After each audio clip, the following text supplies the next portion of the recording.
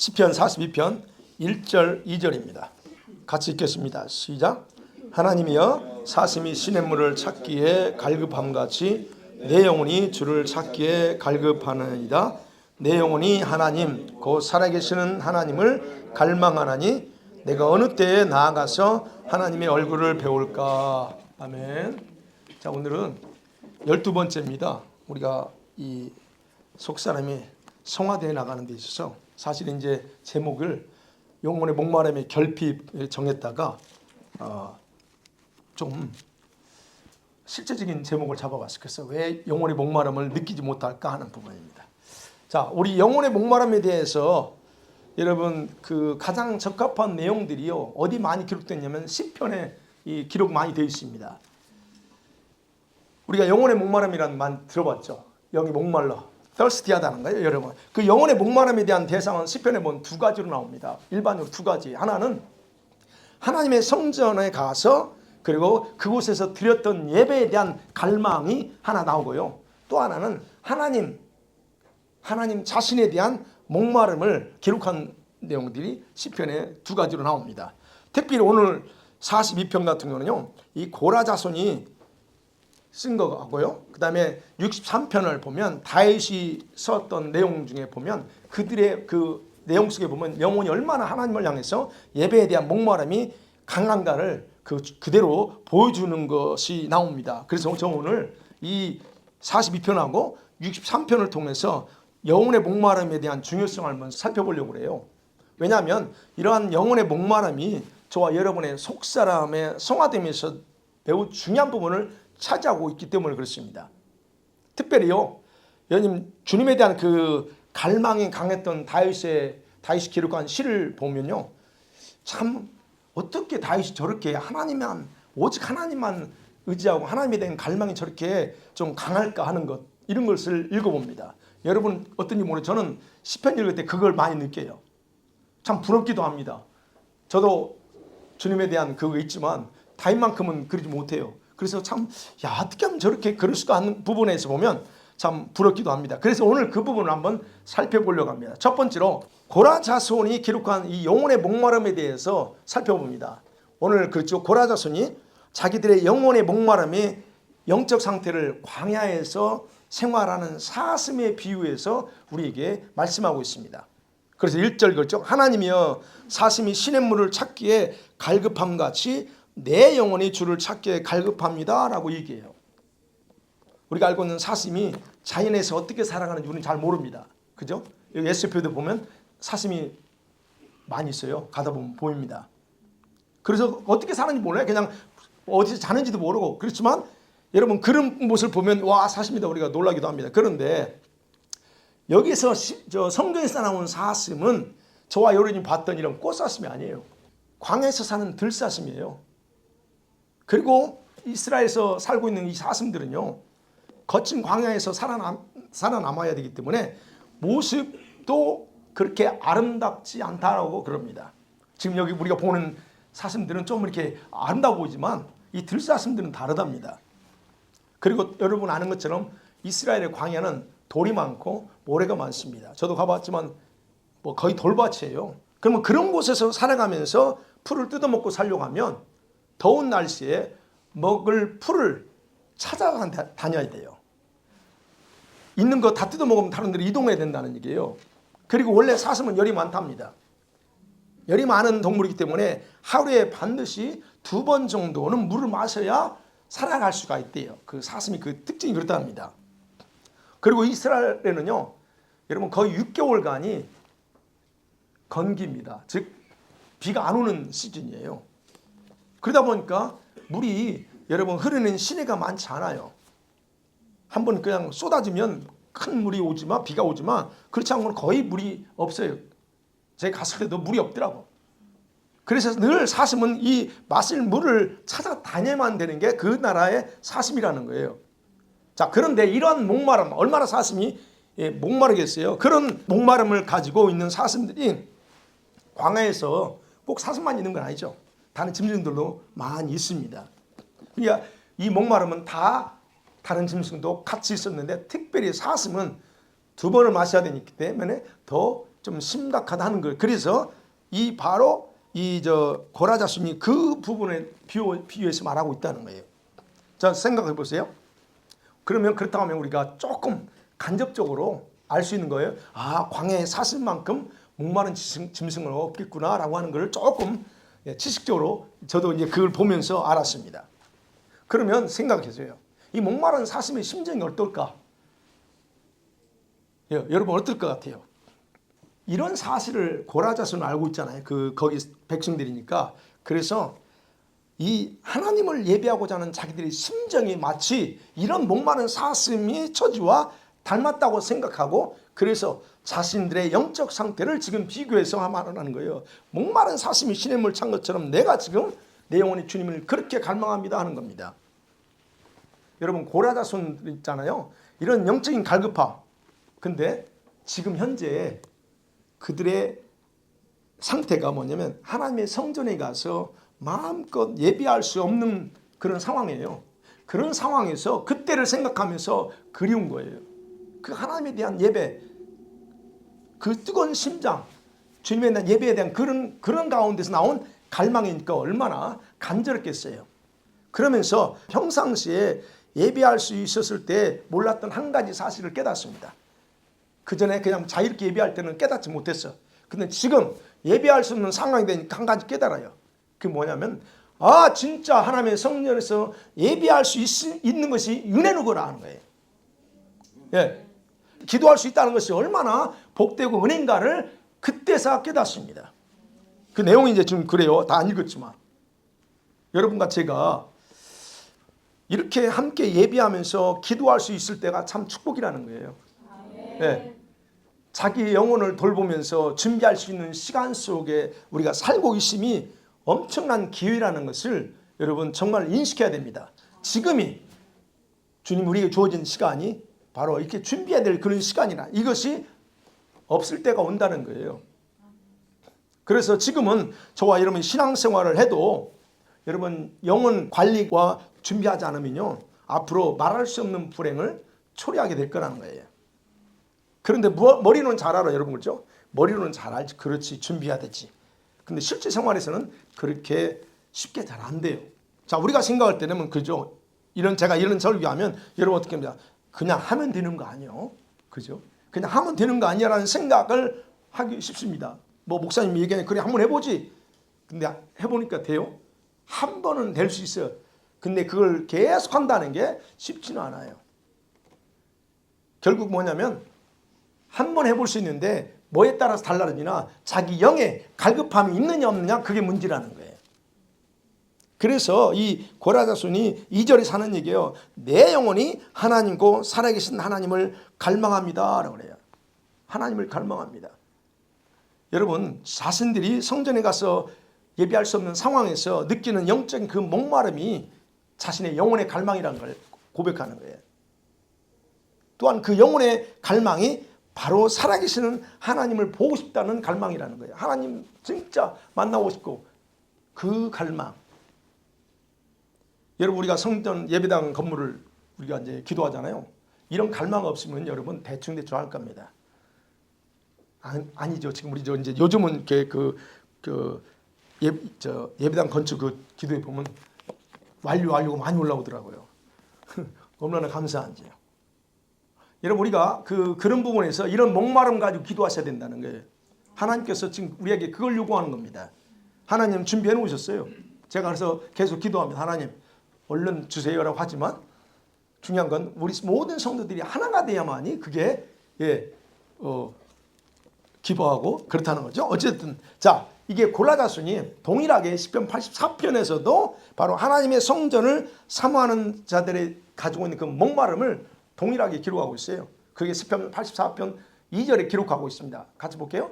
시작. 내 영혼이 여호와의 궁전을 사모하여 쇠약하며 내 마음과 육체가 살아계신 하나님께 부르짖습니다. 예.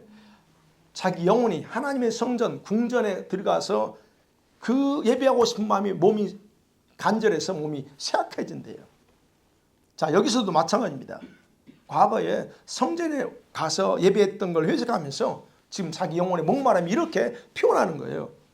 그러면서 하나님을 예배할 수 없다는 것.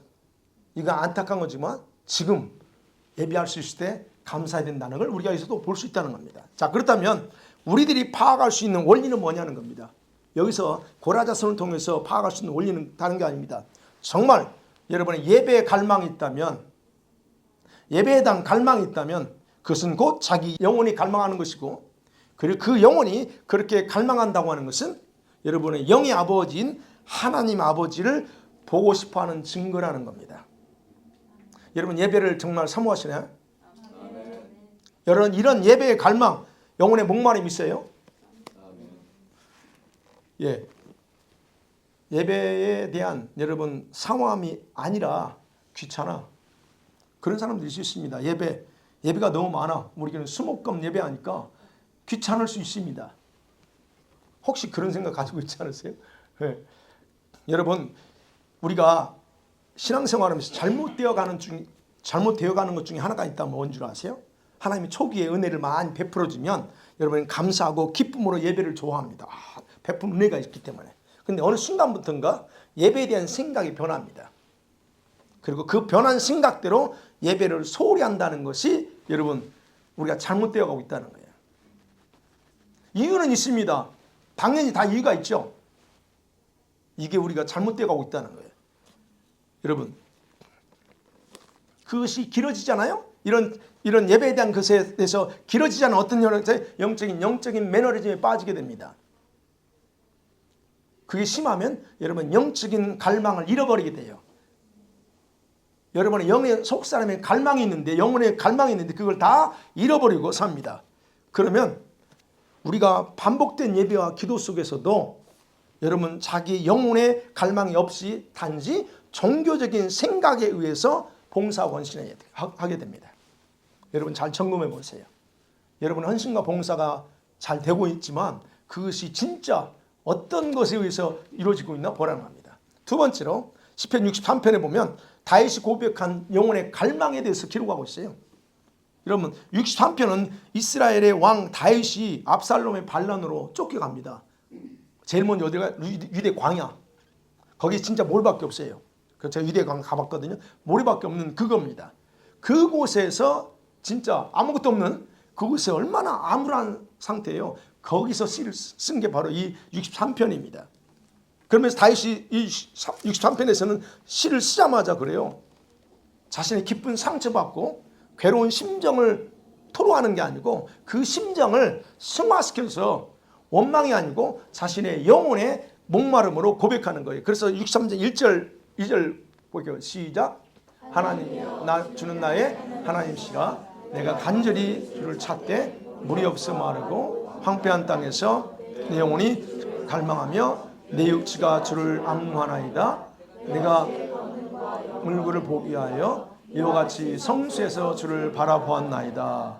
예, 여기서 그랬습니다. 지금 자기가 메마른 유다 저 광야 있잖아요. 그래 지금 이제 다윗은 그렇게 합니다. 메마른 물도 없는 진짜 물 없어요 거기. 그곳에서 지금 비유를 하면서 마치 메마른 땅이 물을 갈망하듯이 지금 자기가 그렇다고 말합니다. 그러니 결국 현재 상황이 슬픔과 아픔을 토해야 돼. 사실은 다윗은 너무 아들한테 쫓기니까 그런 상황인데 그렇게 말하지 않습니다. 하나님, 주님은 나의 하나님이다 라고 고백합니다. 그래서 하나님이여 주는 나의 하나님입니다. 그 하나님이 비록 내가 지금 쫓겨가는 상황에서 고통스럽지만 내가 의지해야 될 분은 오직 나의 주님밖에 없다라고 그냥 간단하게 얘기합니다. 하나님이시여 주는 나의 하나님입니다라고 간단하게 고백해요. 왜냐? 하나님은 다윗이 죄를 져서 그 대가를 지금 쫓겨가잖아요. 쫓겨가지만 언제나 하나님은 다윗이 하나님이었기 때문에 그 하나님의 이름을 부르는 거예요. 지금 쫓겨가면서도 한 번도 하나님은 다윗을 떠나본 적이 없었어요. 그렇기 때문에 그 상황 속에서 하나님은 나의 하나님이다라고 얘기하는 겁니다. 그 상황이 지금 빈들 같아요. 풀이 없어요. 그런 어떤 물도 없는 그런 상황 같은 자신의 그 영혼이 정말 그런 상태에서 부르짖는 거예요. 이런 상황에서 여러분 뭘 기대할 것 같아요? 뭘 기대해요? 자, 그런 상황에서 다윗은 자신의 영혼이 정말 갈망하는 것이 있다. 그건 다른 게 없어요. 주님뿐인 주님 외에는 내가 바라볼 게 없습니다로 이렇게 거침없이 고백하는 거예요. 그런 자신의 신세 타령하지 않습니다. 원망하잖아요. 물도 없어요.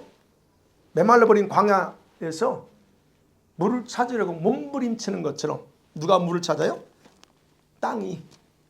자기가 물을 원하는 게 아니고 땅이 물을 찾는 것처럼 그렇게 자신의 목마름이 강해서 주님만 바라봅니다 라고 얘기하는 거. 그래서 다윗 현재는 그런 상황이 아니에요. 그래서 2절에 보면 간절히 찾았던 과거를 생각합니다. 내가 그렇게 과거에 간절히 찾던 그때를 상기하면서 그때가 얼마나 은혜 있는가 축복이었는가를 고백하는 거예요. 그래서 2절에 내가 주의 권능과 영광을 보기 위해서 이처럼 주님의 성소에서 주를 바라보았습니다라고 하는 거. 여러분 과거에 다윗의 장막에서 예배하면서 하나님 바라봤을 때 그때는 다윗이요 단순히 육의 눈으로 그 법궤를 보고 장막을 바라본 게 아니에요. 영적인 시각으로 하나님을 바라봤다는 거예요. 지금 저 바라봤다라고 하는 그 히브리 단어가 그렇다는 겁니다. 단순히 그냥 본 게 아니에요. 자, 그렇게 바라봤을 때 다윗이 깨달은 게 있어요. 그것은 하나님의 자비하심이 자신의 생명보다 더 중요하다는 걸 깨달아요. 그래서 자신은 지금 오직 하나님만을 찬양할 수밖에 없었다는 것을 지금 2절에서 고백하는 거예요. 여기서 자비라는 단어 있죠. 자비, 헤세드입니다. 히브리 말로 헤세드. 여러분 헤세드는 하나님과 교제할 때 주어지는 하나님의 변함없는 사랑이죠. 자비하다고 표현하기도 하고 그 다음에 이 헤세드는 뭐냐. 우리 인간의 생명을 영원하게 만드는 하나님의 호흡이 바로 이 생명이에요. 그거 헤세드가. 그래서 헤세드는 우리 생명을 생되게 만드는 거예요. 이 하나님의 사랑 헤세드가 여러분 부어지지 않으면 여러분의 생명 메말라 갑니다. 그래서 다윗이 얘기하는 거예요. 이 하나님의 자비 헤세드가 내 생명보다 더 중요하다는 거예요. 그렇기 때문에 다윗은 자기에게 지금 자비를 베풀어서 풍성하게 베풀으시고 주시는 그 하나님을 내가 평생토록 여기서 보죠. 찬양하면서 경배하면서 살아갈 거다라고 쫓기면서도 지금 그 고백하는 거예요. 그렇다면 생각해요. 다윗이 말하는 자신의 영혼의 목마름은 뭐냐는 겁니다. 하나님에 대한 갈망. 이 갈망의 상황은 좋은 환경이 아니었어요. 상태가 아주 그럴 조건이 다 갖춰준 상황이 아니었습니다. 매일 고통스럽고 어려움의 시즌을 지나갈 때 그 갈망은 더 강렬하게 일어났다고 하는 것이 지금 오늘 시편 63편에서 우리에게 말하고 있습니다. 이것에 대해서 다윗이요 143편 6절에서 그래요. 내가 주를 위해서 손을 펴고 그리고 내 영혼이 마른 땅같이 주를 내가 사모합니다. 그래. 마른 땅같이 또 동일하게 해요. 마른 땅처럼 내가 주님을 사모한다 그래. 마른 땅이 여러분 목이 말라가지고 갈급하대요. 그거를 자신의 영혼의 갈망에다 갖다 적용하면서 얘기하는 겁니다. 다윗은 그런 고통 속에서 좌절하고 무너진 게 아니고 오히려 하나님께 더 가까이 가기 위한 몸부림으로 주님을 갈망했다 하는 것이 63편을 통해서 우리가 확인할 수 있습니다. 자, 그럼 세 번째로 생각입니다. 그러면 이 목마름, 영혼의 목마름은 어떤 문제일까요? 선택의 문제라는 겁니다. 무슨 말입니까? 여러분의 영적인 상태가 발전하지 못하는 경우가 있어요. 내 영의 상태가 발전하지 못하는 것은 왜 그럴까 하는 거예요. 다양한 이유가 있습니다. 여러분이 구원받아서 하나님의 자녀가 되고 그리고 영혼이 새롭게 거듭났어요. 새 피조물이 됐습니다. 그럼에도 불구하고 발전해야 되는데 성장해야 되는데 성장이 안 돼. 왜 그러냐? 이유는 다양하다는 겁니다. 그런데 그 이유들이 여러분에게 있어서는 정당해요. 그럴 수밖에 없어. 이래서 저래서 어쩔 수 없습니다 라고 내세우는 것. 그것이 여러분의 정당할지라도 주님께서는 뭘 바라보느냐? 그 정당성을 바라보는 게 아니고 어떻게 반응하시고 판단하는가 중요하다는 거. 우리가 그거 아셔야 돼요. 주님 내가 이럴 수밖에 없었어요 라고 말할 수 있어요. 그러나 주님은 그걸 받는 게 아니고 뭐라고요? 주님이 어떻게 그 상황에서 나를 바라보냐 이걸 봐야 된다는 거예요. 여러분과 제가 쉽게 내세우는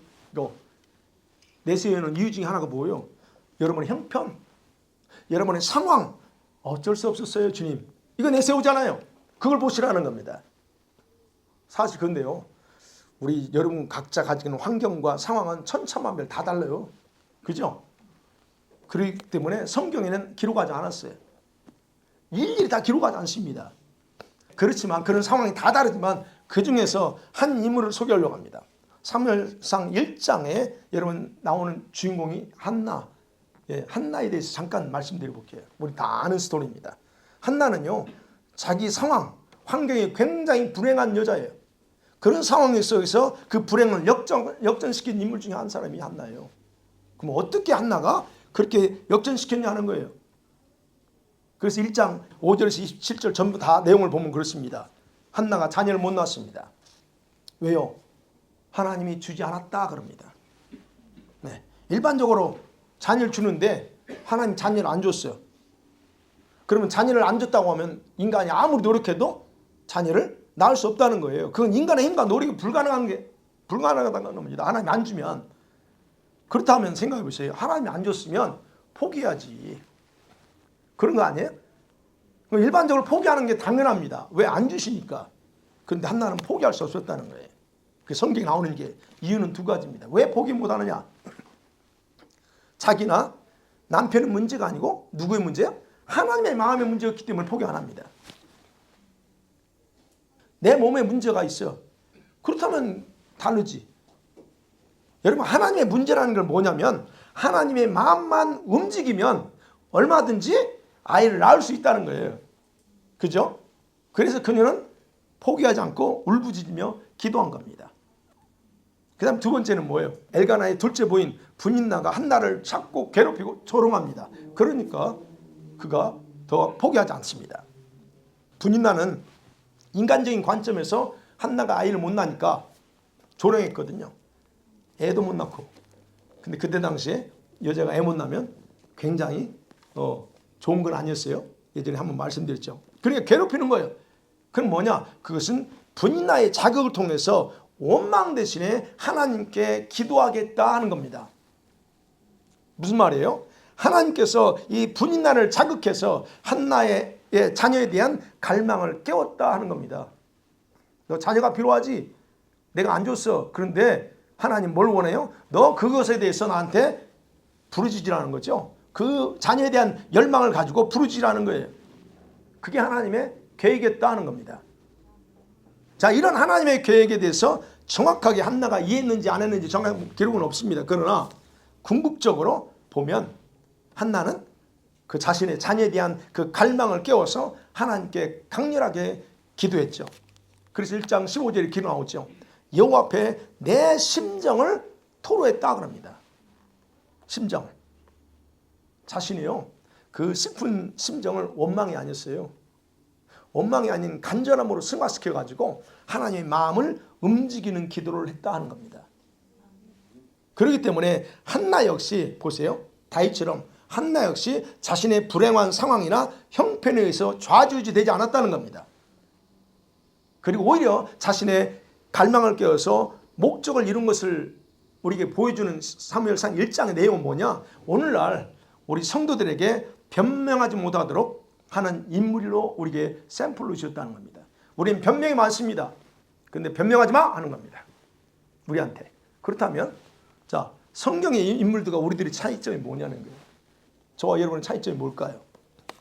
우리들의 선택은 우리도 선택합니다. 한나나 다윗도 선택해요. 그 상황 속에서. 근데 우리들의 선택이 뭔 줄 아세요? 우리들이 원하고 여러분이 원하고 느끼는 대로 이루어져요. 여러분 선택이 여러분이 원하는 대로 선택하고 여러분이 느끼는 대로 선택해. 그런데 성경에서 나오는 다윗이나 한나는 자기 느낌대로 선택하지 않습니다. 반대로 어떻게 해요? 자기들의 영혼의 목마름을 중시하면서 선택하고 그걸 완성했다는 거예요. 이게 차이점입니다. 그럼 마지막으로 생각해 볼게요. 여러분의 영은 정말 주님을 갈망하십니까? 그럼 영혼의 목마름이란 게 뭘까 하는 겁니다. 이걸 조금 다르게 표현하면 우리가 흔히 하는 말 많이 들었대요. 주님에 대한 영의 갈증, 갈망 뭐 그러죠. 사모함 또는 뜨거운 심장, 주님에 대한 심장 뭐 그러죠. 거룩한 욕심 뭐 이렇게도 표현할 수 있습니다. 다양하게 표현합니다. 자, 그러면 이런 갈망, 그런 어떤 거룩한 욕심 같은 것은 혼의 작용에서도 나옵니다. 혼의 작용에서도 감정적인 요소에서 나와요. 그러면서 동시에 이 감정은 영의 감정이기도 합니다. 이해가 되시죠? 영의 감정이 돼요. 그래서 제가 이해하기 쉽게 그냥 영혼의 목마름이라고 표현하는 거예요. 영혼의 목마름.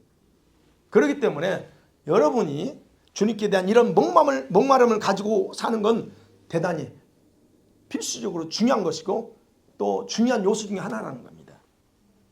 그리고 이런 목마름을 가지고서 주님 앞에 나와서 예배하고 그분을 경배해야 된다는 겁니다. 그리고 또한 여러분 각자의 속사람이 성화되어 나감에 있어서 절대적으로 요구되는 것이 바로 이 목마름이에요. 영혼의 목마름이 절대적으로 필요합니다. 그렇다면 보세요. 여러분의 영혼은 주님을 얼마나 갈망하는 것 같습니까? 오늘도 주님 앞에 얼마나 갈망이 있어요. 디자이가 얼마나 막 올라옵니까? 끌어올라옵니까? 얼마나 있어요. 한 번이라도 여러분의 그 갈망, 그 목마름의 레벨을 체크해 본 적 있어요? 한번 보자는 거예요, 여러분. 여러분 예수 안 믿는다는 게 하나님의 사랑하는 자녀들 맞습니다. 주를 위해서 열심히 하려고 합니다. 네, 대단히 감사해요. 그런데 여러분의 그 갈망의 레벨이 어느 정도인지 확인해 보자는 거예요. 그 보셨냐 이거예요. 아마도 대부분 다 이런 것 없이도 각자가 얼마든지 주님을 사랑하고 사모한다고 여기고 살아왔을지도 모릅니다. 그리고 열심히 봉사하고 내가 헌신하면 그것으로 충분하다라고 생각했을지도 모릅니다. 사실 근데 대부분 성도들은 이렇게 생각하고 살아갑니다. 여러분 그러지 않았어요? 다 그렇게 삽니다. 근데 과연 그런 여러분의 헌신과 봉사가 어느 정도 여러분의 영혼을 성화시킨 것 같아요? 질문입니다. 어느 정도 여러분의 영을 거룩하게 만들었어요? 여러분의 영을. 그 여러분의 헌신과 봉사가 어느 정도입니까? 지금 여러분이 주님을 위해서 막 자신을 다 바치면서 막 하려고 합니다. 근데 그렇게 했던 그 헌신이 여러분의 영이 얼마나큼 성화시켰냐 이거예요. 여러분이 잘못하는 것 중에 하나가 있어요. 여러분은 성화의 기준을 잘못된 것을 가지고 평가하기 때문에 여러분이 실수하는 겁니다. 여러분 성화, sanctification은 여러분의 헌신 봉사로 가능한 것이 아닙니다. 여러분이 아무리 헌신을 많이 해, 봉사를 많이 해, 그럴지라도 그것이 여러분의 영을 성화시키는 게 아니라는 거예요. 그 기준이 아니라는 겁니다. 그런데 우리는 그것이 마치 그런 것처럼 착각하고 살아가고 있어요. 그거 아셔야 된다는 겁니다. 여러분의 영의 변화와 여러분의 봉사, 헌신과의 관계는 별로 없어요. 죄송합니다만. 여러분의 속사람이 거룩해지게 되는 것은 여러분 헌신하고 봉사하는 것, 그거하고 관계가 전혀 없는 거 아니지만 거의 없습니다. 그러니까 여러분이 헛수고한 거예요. 아니 제가 말씀드린 봉사를 잘못했다는 게 아니고 성화되기 위한 그 성화의 그 점에서 여러분이 헛수고하는 거예요. 이거 해서 내가 거룩해진다고? 너 헛수고합니다. 그렇다면 여러분 지금 얼마나 많이 일했어요. 막 선교하고 전도하고 지금 우리가 얼마나 몸부림치갑니까? 근데 성화하고는 거의 관계가 없대. 그러면 화가 나야 돼요, 여러분. 속에서 이런 내가 잘못했네 하면서 화가 나야 됩니다. 화납니까? 여러분이 물론 여러분이 성화되기 위해서 봉사하거나 선교하나 또는 전도한 건 아니에요. 그죠? 그러려고 한 건 아닙니다. 당연히 우리가 하나 해야 되니까 했죠. 자, 그 말이 무슨 의미냐면요. 여러분은 지금까지 눈에 보이는 것이 전부라고 생각하고 살아온 것에 불과하다는 거예요. 그 말이 눈에 보이는 것. 내가 열심히 하면 성화된다고 천만에 그 열심히 여러분의 영을 성화시켜주지 않다는 거예요. 제가 뭘 다뤄요? 여러분의 영을 다루는 거예요. 지금 여러분의 스피릿에 대해서 얘기하는 겁니다. 성화가 뭐예요? 여러분 행동의 변화가 아니에요. 성화는 여러분이 가들리한 그런 크리스찬이 되는 걸 성화라고 말하지 않습니다. 성화는 뭐예요? 행동의 변화가 아니고 속사람 여러분의 영의 거룩을 위하여. 그렇기 때문에 제가 말씀드리는 거예요. 물론 하나님의 은혜로 여러분은 자신에게 무엇이 가장 중요한 것에 대해서 이미 인식했어. 그래서 여러분 어떻게 합니까? 그 중요한 걸 인식했기 때문에 이제 내가 내 마음대로 살지 않고 세상 것 추구하지 않고 어쨌든 그걸 추구하고 있고 그리고 몸부림칠 수가 있습니다. 그래서 내가 이렇게 잘 안 되겠구나 그렇게 합니다. 잘하고 계세요. 그런데 그게 뭘 의미하냐? 여러분의 마음과 생각의 변화일 뿐이라는 거예요. 여러분의 마음과 생각이 변화된 것뿐이에요. 그래서 내가 이렇게 하면 안 되지 라고 하는 겁니다. 그러나 성화를 의미하는 게 아니라는 겁니다. 여러분 정확하게 하시라는 거예요. 물론 성화는 여러분의 마음의 변화에서부터 시작돼요. 잘 아신 거예요. 그러면 보세요. 마음과 생각의 변화가 일어났어. 그렇다면 다음 단계로 가야 넥스트 스텝으로 가야 됩니다. 다음 단계 가야 성화가 진행돼요. 근데 우리는 어떻게 하냐? 거의 다 그냥 변화된 것만 좋아해. 내가 그래도 예전과 달라지. 그죠? 예전과 달라 내가. 이제는 주님을 위해 살 거야. 좋아요. 잘하셨어요. 근데 그게 성화가 아니라는 거예요. 넥스트 스텝이 뭐예요? 다른 게 아닙니다. 여러분이 주님에 대한 영혼의 목마름을 따라 사는 겁니다. 그게 여러분이 성화되는 그 다음 단계예요. 그러니까요. 마음과 생각의 변화가 일어나는 것 같아요. 여러분한테 저한테. 근데 영혼의 목마름이 일어나지 않아. 대부분 여기서 멈추고 더 깊이 나가지 못하는 경우가 거의 태반입니다. 어떤 성도는 더 깊이 주님을 사랑하고 성화되기를 소망할 수 있어요. 내가 좀 더 잘하신 겁니다. 그런데 중요한 건 자기 생각과는 다르게 그렇게 하지 못하고 있다는 거예요. 왜 그러냐는 거예요. 왜? 나는 그러고 싶어. 근데 왜 안 될까 하는 겁니다. 성화가 안 돼. 그 다음은 안 돼. 영혼의 목마름에는 그게 안 나와. 왜 그러냐는 거예요. 제가 여기서 기도하면서 세 가지가 순간에 떠오르더라고요. 그래서 이제 쳐가지고 오늘 저는 그 전해드릴게요. 첫 번째, 왜 나한테는 그 변화가 왔고 마음의 변화도 왔고 그래서 뭔가 하려고 하는데 왜 그게 안 되냐는 거예요. 첫 번째 이유 안에 자신의 성격적인 작용이 클 수 있다 그런 겁니다. 여러분의 성격 각자 성격이 소극적인 사람이 있고 적극적인 사람이 있잖아요. 그 차이점을 명확하게 다르죠. 우리 성격이 다 다릅니다. 그걸 안다면 생각했어요. 왜 여러분이 주님을 사랑하고 주님의 일을 하겠다고 하면서도 열망을 갖지 못할까에 대한 연구가 필요합니다. 이건 여러분 연구하셔야 돼요. 왜 나한테는 그게 안 일어나지? 연구해 보셔야 됩니다. 어떤 사람은 자기 좋아하는 것은 관심이 굉장히 많아. 근데 그 외에는 관심을 두지 않는 성격을 가질 수도 있어요. 평소에 우유부단하고 결단력이 부족하거나 아니면 미온적인 성격을 가진 분들 중에는 이런 어떤 심각성과 중요성을 깊이 인식하지 못할 수 있습니다. 우리가 봤던 다윗이나 한나의 성품은 절대 우유부단하지 않았어요. 특별히 다윗은 자기 영혼이 깨어있기 때문에 항상 하나님에 대한 깊은 갈망을 가지고 주님을 찾아며 살았고, 한나 같은 것이요 끈질기고 자신이 목표를 가지고서 울부짖으며 응답을 받아요. 아들 받습니다. 사무엘이가 쳤습니다. 그리고 곧바로 에이 주님 이 아들 바치면 안 되지 하고 한 게 아니고 그냥 바로 바쳐버립니다. 그 말이 뭐예요? 한나는 그런 사람이 아니라는 게 정확했다는 얘기예요. 그래서 착각하지 마세요, 여러분. 여러분의 생각과 마음이 조금 변했다고 자동적으로 성화되거나 주님의 신부가 되는 게 아니란 거 착각하지 마세요. 적극적인 침노. 천국은 침노하는 자가 받아요. 그게 있어야 되고, 여러분 진주를 발견한 농부처럼 예수님 마태복음 13장에 진주를 발견해서 그 발견한 것을 가지고 어떻게 해요? 그걸 내 것으로 만들기 위해서 행동하지 않으면 아무런 도움이 되지 않습니다. 이 성격적인 부분이 있어요. 그 다음 두 번째 뭘까요? 자기 영혼의 목마름을 느끼지 못하기 때문에 그래. 그 부분이 이제 가장 중요한 건 목마름을 못 느껴.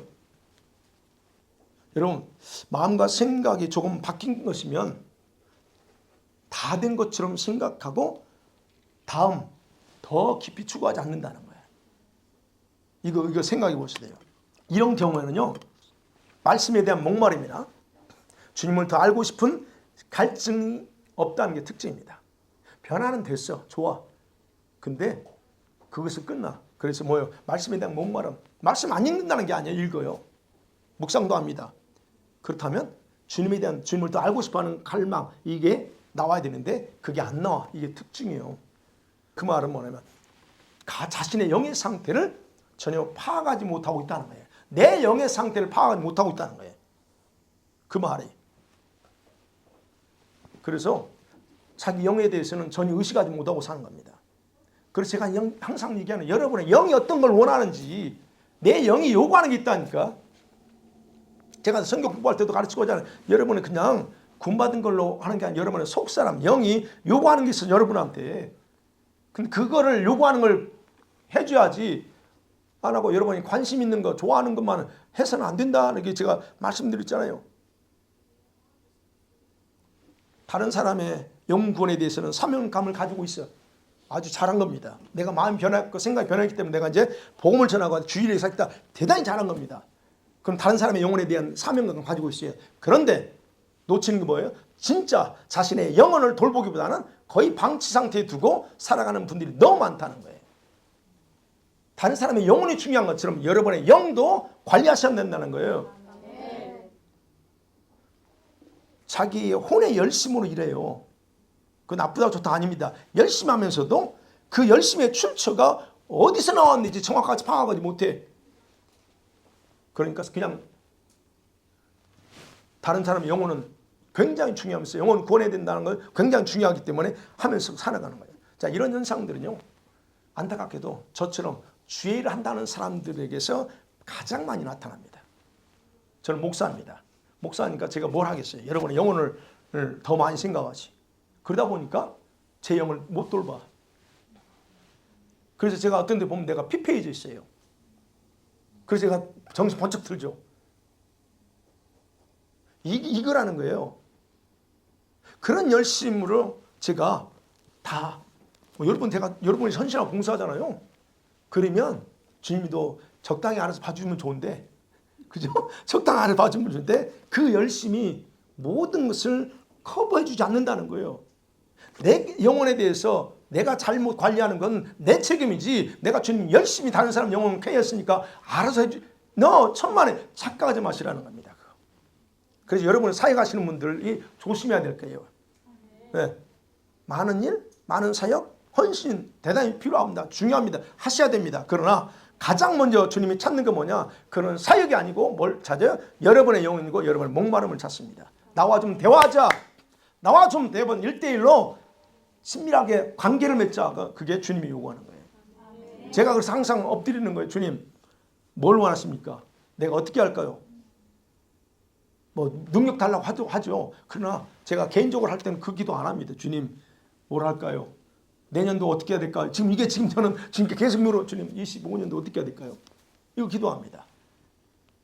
바로 그런 걸 원하는. 그렇지만 여러분 우리가 그런 부분에서 아셔야 돼요. 왜 주님이 여러분의 목마름을 원하냐? 주의 사역은 영으로 하는 것이기 때문에 그래요.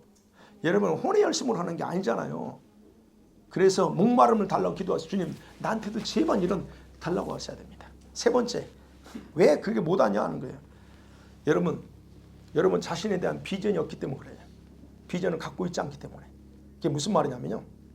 자기 영혼에 대한 하나님의 비전을 찾지 못하고 단순히 교회 다니고 봉사하는 것이면 다 되는 것으로 생각하는 경우가 많다는 거예요.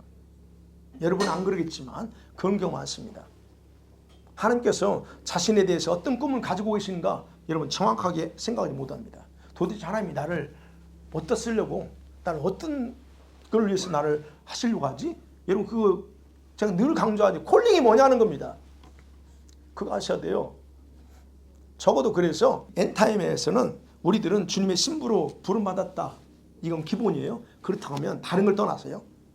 다른 걸 떠나서 그렇다고 하면 여러분에 대한 하나님의 꿈이 무엇일까를 파악하셔야 돼요. 주님이 나를 신부로 삼으시려고 그래. 그러면 그걸로 그게 아니고 하나님의 꿈이 뭘까 그러면? 아직까지 나를 살게 하고 하는 게 뭘까를 파악하고서 거기에 맞춰서 여러분의 영을 관리해야 된다는 겁니다. 그러면 여러분이 진짜 하나님의 꿈을 발견했다? 그럼 여러분은 그것을 여러분의 영의 꿈으로 각인시켜야 됩니다. 이게 하나님이 나한테 원하는 거야. 영한테 각인시켜야 돼요. 각인. 그러면 제가 구분을 시켜볼게요. 내가 마음이 원하는 게 있어. 근데 그 원하는 것을 응답받았다고 그래요. 그럴 수 있어요. 내가 하나 교대 때 응답을 받았어. 그리고 또 은혜 받아서 내가 변화돼가지고 이거 해야 되겠다라고 할 수 있어요. 근데 시간이 지나면서 자꾸 생각 왔다 갔다 합니다. 정확하게 했을 때요. 왔다 갔다 합니다.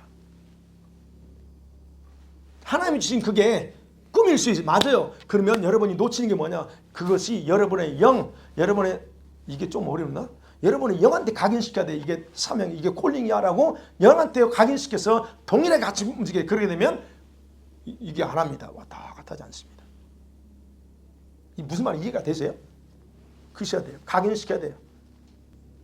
그리고 그 여러분의 영이 그 꿈을 위해서 목마름으로 주님과 연합을 이루는 일에 힘써야 됩니다. 그렇지 않으면 여러분은 어느 정도 은혜 아래 들어갈 수 있어요. 못 들어가는 게 아니고 은혜를 버린 것도 아니에요. 은혜 안에 들어갈 수 있어요. 그러나 더 이상 성장하기는 쉽지 않습니다. 이게 문제예요. 우리는 성장해야 되거든. 신부 나가면 신부는 제가 알았죠. 깐난애기 되고 결혼하실래요? 아니요. 신부는 성장해야 돼요. 그런 면에서 제가 말씀드립니다. 말씀 맺어볼게요. 사랑하는 성도 여러분. 여러분이 갈증을 제가 지금 갈증 느끼나 제가 오늘 이상하게 갈증 느끼네. 이제 갈증을 느끼는 곧바로 뭐예요? 본능적으로 물을 찾는 욕구가 자동적으로 흘러나오죠. 그죠? 그렇습니까? 안 그렇습니까? 물에 대한 욕구가 나와요. 갈증 느끼냐 물을 마셔야 돼. 욕구가 이건 누가 가르쳐서가 아니에요. 자동적으로 내 속에서 나와요. 마찬가지로 여러분의 영혼이 주님에 대한 갈증이 있으면 반드시 생수가 되신 주님을 갈급함으로 찾으면서 그에게 나가는 것이 영혼의 본능이라는 거예요. 제가 말씀드립니다. 여러분의 영의 본능이라는 거예요. 이런 본능은 우리 성도들에게는 자동적으로 흘러나와야 된다는 겁니다. 제가 말씀드립니다. 자동으로 나와야 돼 이게. 그런데 나와야 되는데 실상은 그러지 못한 거잖아요. 지금 우리 문제는 그거 아니에요. 그러지 못해. 그렇다면 보세요. 여러분 이러한 영적인 본능이 제대로 작동하고 있느냐는 겁니다. 여러분은 이제 영혼의 목마름을 느끼지 못하는 것에 대해서 핑계거리를 말해서 안 됩니다. 제발 핑계인지 하지 마세요. 네, 주님이 이해하세요. 근데 이해하는 거하고 오해하시면 안 돼요. 주님이 다 이해하십니다. 여러분이 이런저런 이유 때문에 못하는 거 안 하는 거 다 이해하십니다. 근데 그거하고 익스큐즈가 되는 거 있고 안 돼요. 이걸 하셔야 된다는 거예요. 제가. 그래 네가 요즘은 게을러서 그래 이해합니다. 그러나 그거에 대한 결과에 대한 부분은 나한테 책임을 요구해요. 그러니까 이런 핑계를 대서 안 돼. 왜? 매우 그게 위험하고도 이상한 현상을 여러분 가지고 있으면서 자꾸 그거를 이상하게 생각하지 않는다는 거예요. 성령이 계셔요. 여러분 안에. 맞죠? 성령님 여러분 안에 영 안에 계십니다. 그러면 영 안에 계신 그 성령님 계심에도 불구하고 본능적으로 내가 갈망이 일어나지 않는다는 것은 이건 작은 문제가 아닙니다. 이거 큰 문제입니다. 여러분 그걸 작게 생각하지 마세요. 큰 문제입니다. 여러분. 그렇다면 왜 그런가 살펴봐야 돼요. 왜 그러냐. 왜 나한테는 그게 안 나오지? 뭐 여러 가지가 있겠죠. 내가 어떻게 되겠지? 아니면 뭐 내가 지금 열심히 하는데 꼭 그거가 돼야 되나? 뭐 이런 것도 있고 이게 다 무관심의 태도입니다. 여러분이 그렇게 하는 건 다 무관심이에요. 네. 이렇게 문제가 있음에도 전혀 상관하지 않고 살아가는 것 그것은 자신을 불안하게 만든다는 거예요. 지금은 아무 문제 없는 것 같아요. 근데 자신을 불안하게 만듭니다. 이게 제가 이런 표현을 쓸 수밖에 없었어요. 내 몸에 암세포가 있어. 그런데 나는 금방 죽지 않을 거야. 암세포 있는 거 알아. 근데 안 죽을 거야. 라고 생각하고 사는 거 똑같습니다. 이건 잘못하면 죽일 수 있는데도 불구하고 금방 안 죽어 나는. 이렇게 생각하는 거. 이게 좋은 생각입니까? 이렇게밖에 제가 표현할 수밖에 없더라고요. 여러분은 다윗과 같은 그 깊은 마음의 고백을 하면서 여러분의 영혼을 돌보면서 주님을 향한 갈망을 불태워야 됩니다. 다윗이 이렇게 하죠. 시편 57편 7절에 같이 볼게요. 시작. 내 마음이 확정되었사오니 내가 노래하고 내가 산성하리로다. 다윗이 말하면다. 내 마음이 확정되고 또 확정했대요. steadfast, my heart steadfast. 마음에 뭐예요? 확실하게 결정했다는 거예요. 내가 이렇게 하겠습니다. 저렇게 하겠습니다. 결정했다는 거죠. 여러분 이 심정을 가지셔야 됩니다. 내 영혼이 지금 이렇다면 여러분 이런 심정을 가지고 하시라는 거예요. 여러분은 성화되지 않고 지금처럼 주님 떠나지 않고 대충 살고 이런 여러분이 하는 그 일들을 하면서 살아도 여러분 천국 가는 데는 지장이 없습니다. No problem. 여러분 괜찮아요. 여러분이 지옥 간다는 게 아닙니다. 괜찮아요. 그런데 대환란이 다가오고 있고 생각하셔야 돼요. 대환란이 다가오고 있고 주님의 신부가 되지 못하면 휴거되지 못합니다. 그러면 대환란을 통과해야 돼요, 여러분. 그러면 대환란을 통과할 때 여러분이 과연 감당할 수 있겠느냐 하는 겁니다. 스스로 판단하셔야 돼요. 재림 때는 누구만 휴거돼요? 신부로 준비돼서 한 사람들만 휴거돼요. 제가 그거 이제 주일날 설교할 거예요. 신부든 준비된 자만 휴거돼요. 저는 늘 그걸 생각하기 때문에 걱정이 우리 성도들 중에서 다는 아니지만 일부 걱정이 돼요. 여러분 속사람이 성화돼서 주님의 온전한 신부가 되기 원한다면 여러분에게는 반드시 이 영혼의 목마름, 그 목마름으로 주님만을 더 사모하고 사랑하는 삶을 추구하기 바랍니다. 그리고 성화되지 않고서는 우리가 어떤 사역을 한다 해도 재림하실 주님을 볼 수 없다는 거, 신랑으로 맞이할 수 없다는 거, 이걸 정확하게 기억하셔야 돼요. 그러면서 이제는 여러분의 신앙생활의 본질이 뭐냐, 사역의 본질이 뭐냐, 이걸 제대로 알고 이런 멋지게 같이 또 준비해서 하나님 앞에 귀하게 나갔으면 좋겠습니다. 아멘.